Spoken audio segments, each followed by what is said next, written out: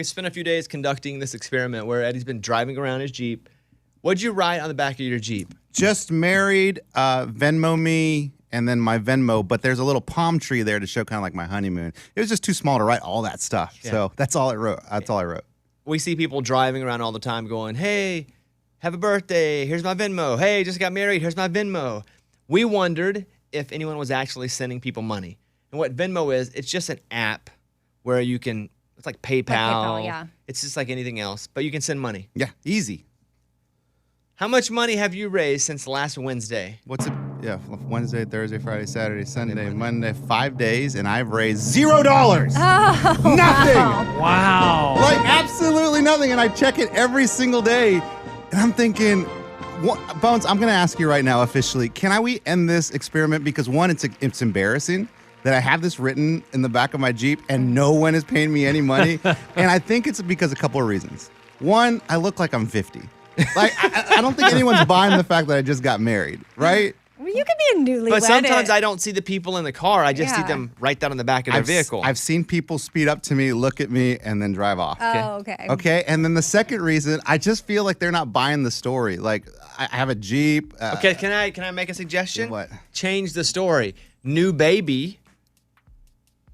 Venmo me. Now he has to But again, 50-year-old new baby, I don't feel bad for you, dude. You got 4 kids and one of them is pretty new. So I'm thinking the homeless approach, of like being honest. Bad week, need a couple beers, Venmo me. That's funny. Then it's like, all right, I don't feel bad for this guy. It's funny. I'll Venmo him some money. Do that one for a couple of days. Okay.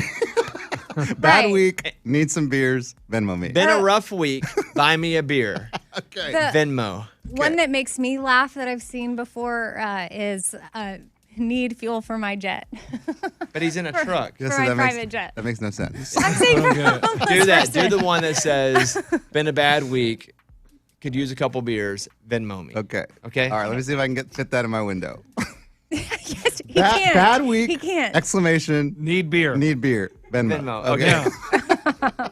There you go. Bobby's Big Stories. Most of us pack on a few extra pounds in our 30s and 40s, and as always, we blame metabolism because everyone knows it slows you down as you age, but you might not be able to use that excuse anymore. A new study came out Friday that found your metabolism doesn't actually slow down as much as you think it does. Researchers found it peaks when we're babies, around age 1, then it gradually slows down until we're about 20, but from 20 to 60, it's pretty consistent. So if you gain a bunch of weight in your 40s or 50s, other factors are at play, like eating more or being less active. But they say you cannot blame your metabolism, which is an easy thing to blame. Yeah, I'm just getting old. My body's not. Nope. Your body's not moving as much, apparently. So metabolism is not to blame. A new YouGov poll finds Sunday scaries are real. It's the feeling of anxiety people get before they have to go to work on Monday. Do you guys get the Sunday scaries? Yes. No. Eddie, do you? No chance. Why? Why would I? Sunday afternoon, you're like, oh, I got to go back to work tomorrow. Nah. I definitely don't. The only thing I don't like about this job is waking up early. I think I've probably aged an extra 20 years because of it, just waking up early all the time my whole life. But 14% of Americans who have work or school obligations admit to experiencing significant Sunday scaries every week. Another 15% say they get them most weeks, 9% say they get them about once a month. Sunday scaries, as they go Gen X a little more, baby boomers even more. Don't you get that with your calendar, like when you have a lot of stuff? You're just I like, kind of get anxiety about being able to pull a whole day's off on time. Like, I definitely have outs. If I'm in the middle of something, but my calendar says I need to be out by this minute, I go, guys, this is my out. I got to go, and I walk out. But everybody kind of knows that I've got things packed pretty tight. Yeah, but that kind of stinks when I have to do that. Finally, the property known as Bella Luce is listed for $14 million. That's Kenny Chesney's home in Franklin, Tennessee. Nice. The Mediterranean villa on 56 acres is the most expensive listing in Franklin. This is from Realtor.com. The Hilltop home was a spec build when Chesney purchased it for $9.25 million in 2009. You'll find 12,000 square feet of living space, multiple outdoor entertaining areas, 150-year-old reclaimed walnut floors. It goes on and on. The home features 4 bedrooms, 7 bathrooms, and 2 half baths. That's so many bathrooms. 4 bedrooms. But that just seems like a lot for only 4 bedrooms. Yeah, those are just the bedrooms. There's probably game rooms. Yeah. And No, living rooms, I right? get that. But the home, which is 12,000 square feet, only 4 bedrooms? Yeah. They must- That's wild. Maybe they're big. Like the first house that I bought, that was like 1,200 square feet. My first home, Yeah. 1,100 square feet, had 3 bedrooms in it. There have to be other bedrooms, like a guest house or something on this property. Probably. 4 bedrooms, 7 bathrooms, 2.5 baths. The gated property features a long driveway and motor court. The home is listed by Lisa F. Wilson and Laura Putty Stroud. I mean, it's crazy looking. It's nice. It's like when you fly over a neighborhood in an airplane and you look down and you see one house surrounded by trees and you're like, I wonder who lives there, because that's massive. Or you wonder if it's some sort of venue or some sort of business but it's Kenny Chesney's house. Probably. That's crazy. And that's the news. Thank you. Those were Bobby's Big Stories. Justin Moore, we didn't have much. Bobby Bones Show. Call us if you want. 877-77-BOBBY. 877-77-Bobby.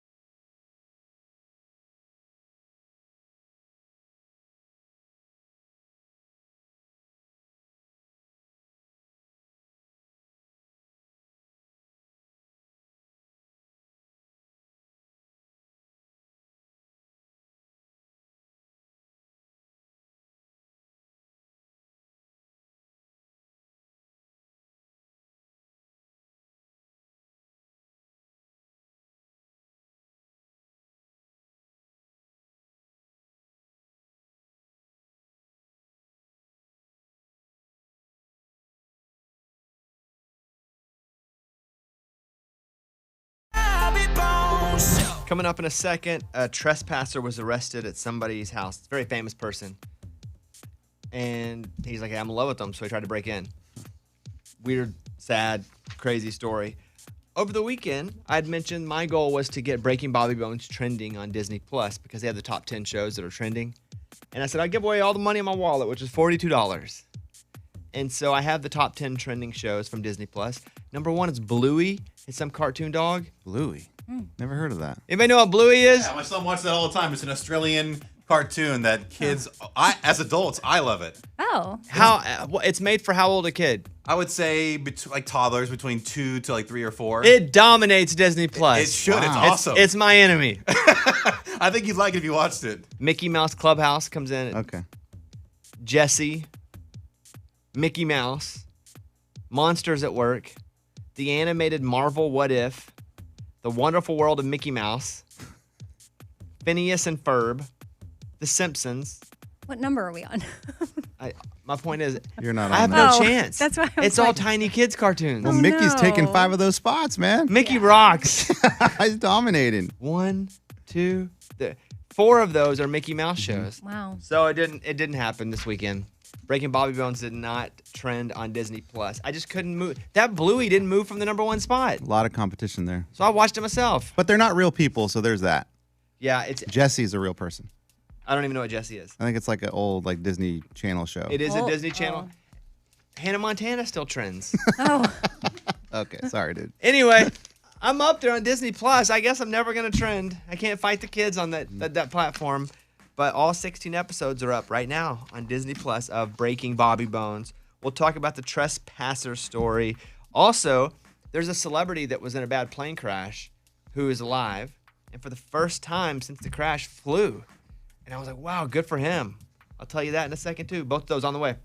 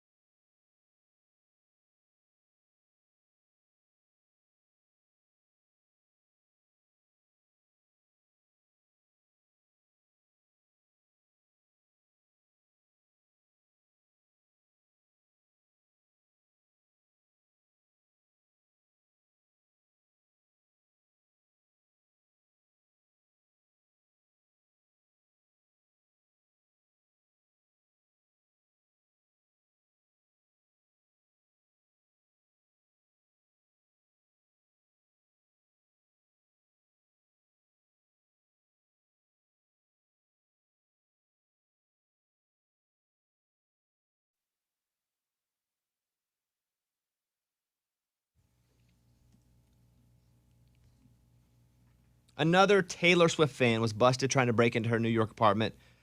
According to TMZ, 28-year-old Patrick Nissen was arrested right at her Tribeca apartment building after traveling from out of town, trying to meet her. Nissen, who told the cops he was in love with Taylor, reportedly got in the building through an unlocked door, but a security officer saw him and called 911. He was charged with second-degree criminal trespassing, which is a misdemeanor. Man, if you're Taylor, you have to have a full, on all the time, security team, like guarding every perimeter. Almost presidential-like. That's not fun. Like, that can't be fun, just having all those people around. I think I might like it. No way. Feels pretty safe. But they caught this knucklehead.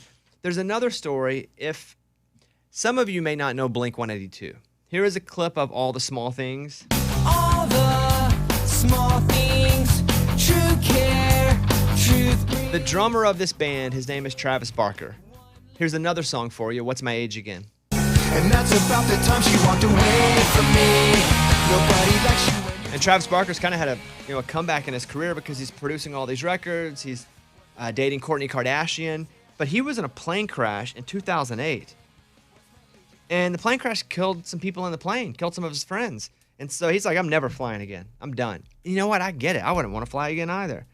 Back in 2008, Barker was in a plane leaving South Carolina. It caught fire. It killed 2 pilots as well as Travis Barker's assistant and security guard. Barker and DJ AM survived with severe burns, but he had said, I'm not doing it. But he did fly over the weekend.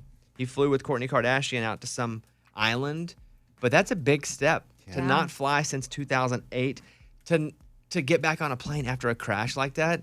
Like, good for him. I'm sure the guy had been through a ton of therapy, probably had people on the plane with him. I don't like flying. I've never been in a plane crash. I hate flying. I fly all the time. And I get up and we hit a bump, and Caitlin, who is like 5'6" or 7, tiny, she'll grab me and be like, it's okay. She'll. One time, though, we hit a bump so bad I saw her start praying. And I said, you're praying! Why are you praying? She was like, oh, no, she goes, I'm praying for you. She goes, what I picture is God's hands carrying the plane and laying us down. There you go. But I caught her praying, and I called her on it. I said, why are you praying if you're not scared? And she said, I'm praying for you to have patience to land, for you to feel comfortable. I don't like that. I don't like bumps. For me, for something that big and metal to be up in the air just does not seem natural. And I was talking to her about it. I said, how can I just not, I'm never comfortable with thousands of pounds in the air just flying. I know why. I mean, I understand why it's able to. There are almost never plane crashes, especially compared to car crashes. And her theory was, I never flew as a kid. We didn't fly anywhere. We couldn't fly anywhere. We couldn't afford that. But I didn't fly till 20s, really. And so what was normal for a lot of kids to grow up flying a time or two, for me, I was just an adult going, well, this don't seem right, and it's never quite seemed right. And I fly every week, mostly. Sometimes way more than that. I hate it. I also hate all heights and to get. Whew. Good for Travis Barker. That is a heck of a story right there. That's that guy getting over something. I'm proud to see it. Parmalee and Blanco Brown now. Here is Just a Way.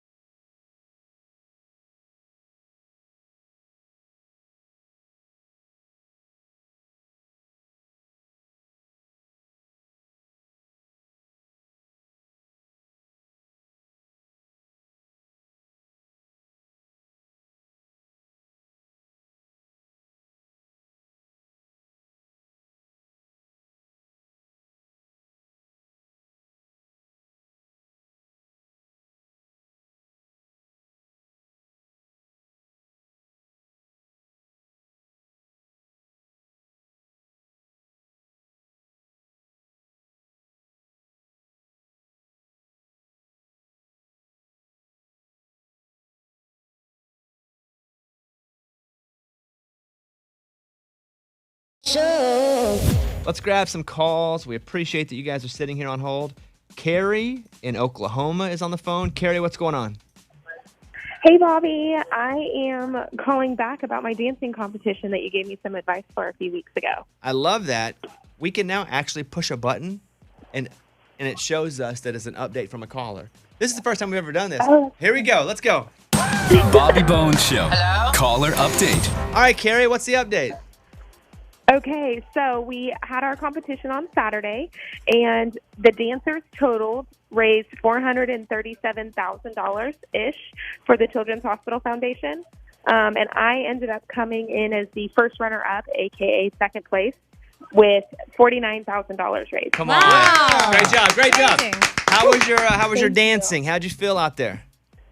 Oh, my gosh, it was so much fun. When it was over, I'm like, can we go again? I want to do it again.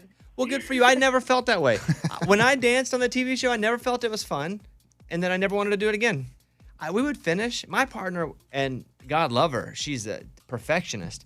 We would walk off from doing that TV show, and she would get her phone out and go, all right, let's watch it back. Oh, wow. And I'm like, we just danced on TV. I need a break. And she was like, well, we got to get better for next week. Let's watch it again. I can't do any better. But that is great, Carrie. Congratulations to you, and you raised a lot of money, and heck, that's awesome. Thank you very much. I did have a quick question for you. Go ahead. We are going to be doing this again August 13th of 2022, and I was wondering if you'd like an invitation. I mean, you can invite me. I don't know what I'll be doing, but I'm happy to get the Okay. invitation. Yeah, send it on up. Okay. All right. Thank you so much. All right, see you later. Kristen, who is in North Carolina, thank you for calling the show. Kristen, what's happening? Hi, this actually goes back for a few shows ago. I'm traveling with my daughter. Hold on. Taylor. Update again. Let's go. What? Bobby Bones Show. Oh, hold There's on. one for the show. This is a show update. Okay, go here. ahead. Okay. Yeah. You ready? Bobby Bones Show. Update. All right, Kristen, you're on. We have all those new buttons, Kristen. Bear with us. Go ahead, know. Kristen. I don't know what just happened. Okay. I'm traveling with my daughter, Taylor, from Florida to North Carolina, and dropping my son off. And we had a little debate this morning regarding the snooze on the alarm, and it reminded me of Amy. So therefore, I'm calling to see how Amy is doing with that task, if she's still on it or not, because I think snoozing is horrible, and I run laps around her when she snoozes every time trying to get her out of bed. So Amy had snoozed her whole life. And I said, Amy, don't snooze. You're going to have to get up anyway. So when it hits, jump out of bed. You have that much more of your day to go. And you're going to have to feel miserable at some point in the morning anyway, waking up. So Amy said, okay, I'm going to do it for 30 days? Yeah, I think we just started off with maybe like a week or two. And now? And I had an accountability partner, one of our listeners, and I did it, and I have not gone back. I am no longer a snoozer, which is crazy because, yes, I have snoozed the majority of my life. Like I used to set my alarm earlier so that I could snooze, which didn't make sense. Made no sense. Right, Would I know. drive me crazy. But I convinced myself that it felt really good and I needed to snooze. But now that I'm on the other side of it, I realize that was a huge waste of time and I actually get more rest if I just don't do that. And how long have you unsnoozed? Oh my gosh, has it been a couple years? About 2 years. Yeah. So yeah, I'm here for it. Hey, this show, Kristen, I hate to brag, but I whipped them into shape. Everybody's on time. This is true. People ain't snoozing. You know, I come in, I put my feet up, they rub my feet when I get here. That's not true. Oh, that's not true. That's my next thing, though. Come in for a foot rub. No, Kristen, they've been doing great, and you are right about that. So we're the No Snooze crew. All right. Good job, Amy. Thank you. Hey, you're dropping your kid off at school, like college? Yeah, it's my last one. You sad? You emotional? Yes. You know, I'm just excited for a new chapter for him. So it's a new state, a new chapter, and he's ready for it. Is he in there with you right now? No, he's at school. He's in his dorm room getting used you to life. dropped him off. Did you cry? Oh, I cry every day. No, yeah. And where He's a good kid. where is he in school in North Carolina? Greensboro. Well, that's awesome. Your last kid is out. So what do they call that? Empty You're empty nesters. nesters now? I'm empty nesting, yes. Yes, we are empty nesters. Is that going to be weird for you? You know what? Not really. My daughter still works around the area with me, so we're together a lot, and we spend a lot of time together, and we enjoy each other's company. So it'll be weird without the youngest one there because he's just the one that kind of glues the family together, but it'll be good. Well, congratulations on another kid going and being productive, at least trying to figure it out. That's pretty cool. Yes, it's really, really cool. Yes, I appreciate that. Thank you. All right. Well, thank you for listening to the show. Hopefully we'll talk to you again soon. Okay, thanks. Bye-bye. All right, bye-bye. All right, back in a second. We'll do What's the Haps. Something that happened to me this weekend is, listen, I understand I'm getting older. I don't fight it. I don't do anything. Like, I don't physically, I just try to stay in shape. I'm not, doing anything to my body. But I'm feeling, and something happened to me on Thursday or Friday night where I went, yeah, this is next level old. Oh. I know. And I just felt it, and it was a realization, and I'll share that with you in a second. That's next on a very sad segment on the Bobby Bones Show. Next.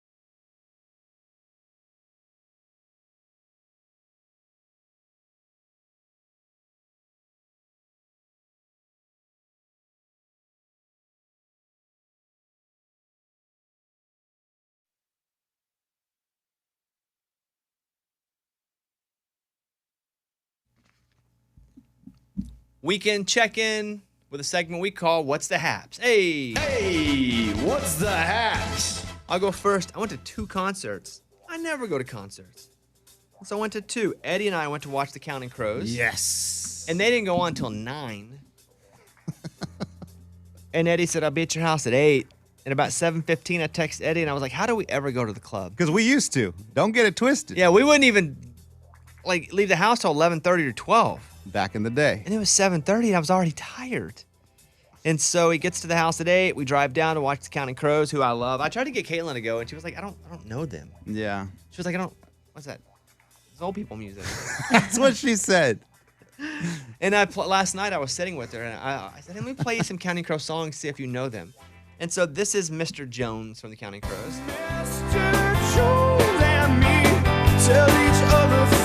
And she was like, oh, yeah, right? No. No? Mm-mm. She didn't know that one. Nothing. And then I said, let me play Round Here and see if she knows this one. And then she said, why do you always like whiny men who sing? Okay. And I was like, well, that's a good point. He is kind of whiny. Yeah. I love a good whiny man. I like REM singing slow like a songs. whiny man. I do. I love a whiny man singing me a whiny song. And then I said, how about this one here? And I played this one for her. Don't know nothing about love. Come on. She goes, oh, that was from Shrek. I was like, yeah, that's right. That's the one she They wrote it knows. for the opening scene in Shrek. She was like, oh, yeah, I know that one. And so Eddie and I went, and heck, he sounded good. He's 57 now. Adam that's Duritz. awesome. Yeah, he did. Didn't he sound good? He sounded really good. But, we sang. I haven't sang at a concert in a long time. We sang loud, and a song would come on. We both know we'd look at each other and be like, yeah. Yeah. Then we'd sing, and it's good. We left during the encore because we wanted to beat traffic. This is how we're getting older, but too. did he play That's some definitely an good- old person thing to do. Huh? Did he play good ones in the encore? Who cares? We weren't there. We heard him walking away. So you still got to enjoy Hey, it. we got to beat that traffic. But it was a I get really that. good show. Yeah. It was better than I thought it would be. And I love Counting Crows. There's, from being a kid, and I mean, they were out in like 93, 94 to begin with, and I loved them. Counting Crows, Hootie, like in that genre, like they touch my soul. So we had a good time. You have a good time? I had a blast. And we felt comfortable with it. We looked around, and then we went, What was the vibe? what do you there? think Like, it was? a bunch lot of of people you who also went, sure as old. We Yeah. sure are. Man. It's late here. Right? At some point, they should just realize the audience and start things way earlier. Well, work. You can't. You got 2 opening acts. True. People have to work. Bones, did you hear the lady behind us? Sit down. Like, because they all wanted to sit, and then we were standing up because we were fairly close to the front. And we were standing up and rocking the whole time. And then I heard a lady say, sit down. I was going to be like, oh, man, come on. Let's not give up on life. I also wish people would have sat down, if I'm being honest.